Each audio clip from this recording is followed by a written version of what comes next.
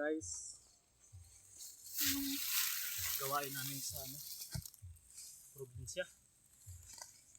Mga gawain namin sa probinsya. Ito. Mga kaninang hiyog. Hindi nakaka-relate yung mayayaman na tao dito sa gawain namin.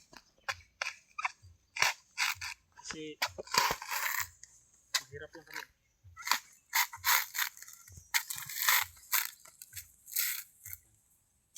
Ganyan magbalat ng nyug.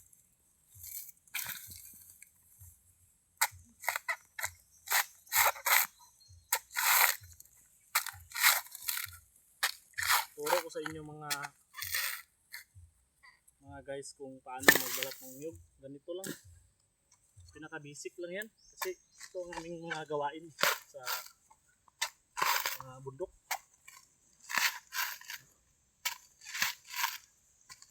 Ganyan lang, kaya paki-like at paki-share sa aking page guys. So salamat.